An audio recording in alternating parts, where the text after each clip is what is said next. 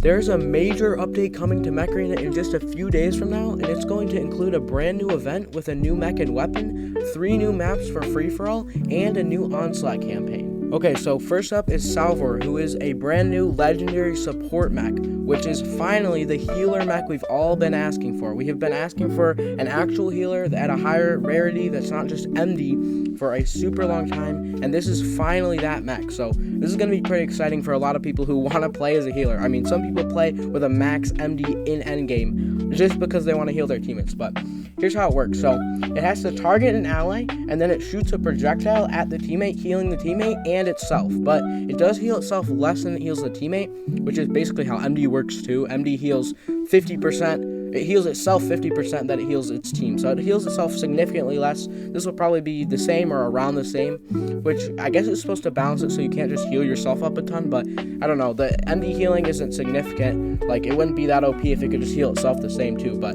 oh well, that's how this mech is going to work as well. And what this means is that because you have to target your teammate, you can't, I don't think, I mean, we don't know, but I'm guessing that you have to have a teammate to target before you can heal yourself. Like, you can't just pop your ability and heal yourself, which maybe you can, hopefully you can, because that would not be that OP. Then you wouldn't have to have a teammate within range to heal, but yeah, and you might have to have line of sight as well, because it does say you have to target a teammate and shoot a projectile. It's not like Mimicker who can do it through walls. This might be you have to have a line of sight, or like, you know, maybe it arcs up, and then, you know, as long as you can see, or, you know, you can shoot it over an arc. Maybe it has tracking like a Hemlock or Orion Mark II. We don't know, but it's got to be something like that. So yeah, support roles right now aren't really like relevant in Mech Arena, so it's not going to be like a top-end meta. It's not going to be something like Deathwalker where you have to get it if you want to play at a competitive level, but it's definitely going to be decent. Hopefully it'll be good at its own role, and you'll be able to use it in, like, I don't know, mid-game, even maybe end-game matches, because if you heal up your own tank, heal up your team pretty well, it could be pretty influential for changing the tide of a match. Like if a Vortex, especially, I would think, because Vortex has damage resistance, maybe a Deathwalker, those two are the strongest tanks in the game right now, maybe Aegis too, but, you know, we'll see. Hopefully it's pretty good. I mean, I'm hoping it's good and actually works as a support role. Next up is the new weapon, which is the Strike Rocket. It is a legendary guided weapon, and it's basically just the legendary version of Javelin or Helix Rack. So we had Javelin. Javelin's a pretty early weapon. I think it was with the release of the game. Then they made the Javelin 8s, 12, 16. Then they made Helixes, which were way better, and they were actually pretty good when they were first released. But now with mods, Helixes are terrible. So this is the new legendary version that might be a little better against mods. I mean, at least it goes over the perimeter ML or perimeter shields, so that's one big benefit for this weapon. But here's how it works. It basically is going to shoot this, you know, it shoots its salvo basically, I think up and over cover. We're not sure exactly how it works, but one thing that's definitely different between it and the Helix is that it has more projectiles. So that means against an ML shield, each projectile will take out 1 ML shield layer probably, and that means they said that the 16 energy version will have 15 projectiles, and I don't think any ML shield has over 15 layers. I think maybe 12 or 13 on the blockade ML, but that means you'll always be able to crack like their ML shield even if it is an ML, so that's pretty good. But I don't imagine this will be that great, but I imagine it won't be terrible either, because again, it can bypass like the perimeter shields, which is the most common one, and since it's a legendary, it will probably be pretty decent. But this might be the best option if you have like a legendary guided pilot. You might want to get this weapon, because it, you know, as long as it's better than like Helix or Disc Launcher.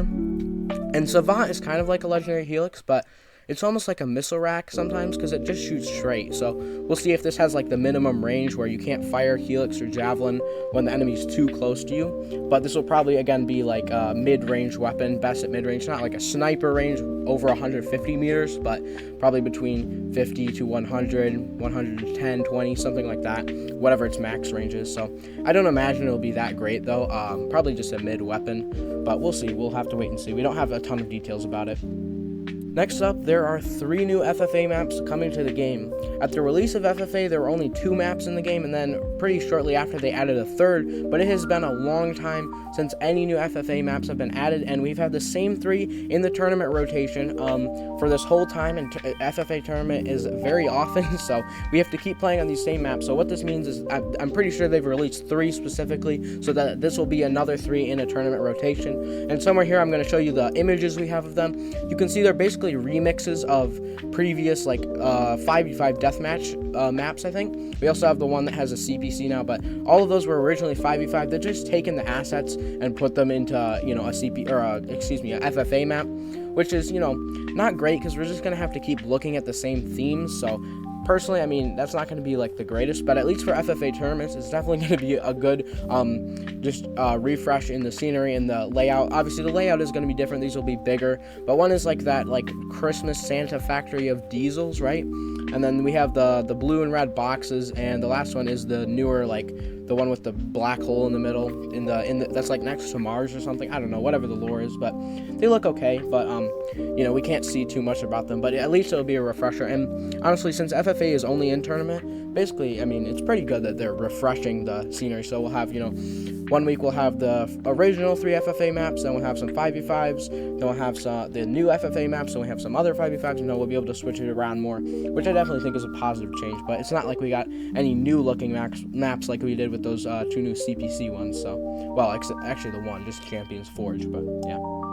So finally, we have the 3rd Onslaught event that's going to be like fully released. There was the Ares one, but that was only for new players just to test it. So the 3rd major Onslaught campaign is going to be released sometime with this new update.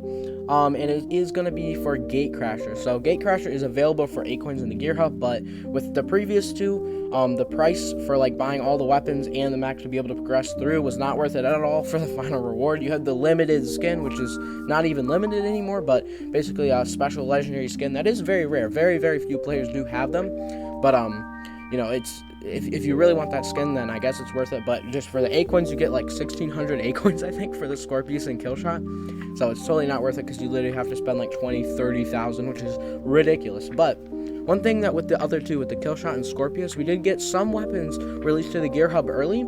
Specifically, I remember the Disruptor 10 and Podgun 10, I think, were both released into the Gear Hub before the rest of the Disruptors or Podguns still aren't, right? But the Disruptors have been now, but the 10 was before. So what that means is we might get some new weapons released into the Gear Hub. Hopefully, for credits, they were all for 8 coins before, I think, which makes sense because they don't want to make these events cheap, of course, but hopefully, fingers crossed, it's like Revoker 10. Even for 8 coins, that would be worth it, but I mean, I have no idea. So I'm hoping for a Revoker, because Revoker release will come fairly soon, but Revokers are just absolutely broken right now. And this could actually bring them for free to play a little early, which would be great for them to not be locked to only paid players, basically, because that is a pretty unfortunate way for the most overpowered weapon in the game to be. So all of these things are going to be part of the upcoming Law and Disorder event. That's what they're calling it. It's one of these like events where, you know, you click on it's kind of on the right side of the screen at the top where you click on it. It's like the event. It opens up and shows the mech and the weapons and the 8 coins, all the prizes you can win, which you can't really get, but technically you could get. So it's going to be a new one of those. They're lasting longer now. They've made these events from like 2 or 1 month or like 6 weeks or something, 8 weeks into like 12 weeks. I don't even remember. Maybe it was like 20 weeks for this last event. So that one's coming to an end. You can see it's like 3 days or whatever now, and it's going to switch to the new Law and Disorder event. So the events aren't really memorable. I think a Plarium could do a better job at making it more memorable, because we really just think of it as, when was the Scorpius release? When was the Podgun release? Instead of like, when was the event that also had Scorpius and Podgun and Val or whatever pilots came out, you know, and the maps that came out, because they do kind of have a little bit of a theme sometimes with the map, but I definitely think they could do better with the world building and you know, just making it more memorable as an event. But yeah, so this will probably take us past Christmas into January, February, maybe even March of 2025, and it'll hopefully have another 2 mechs along with Salvor. I think that's what we had for this last event. We have another one which has been mentioned a little. We know a little bit about this, a mech coming after Salvor, but that one might even come before Christmas so that you can get it.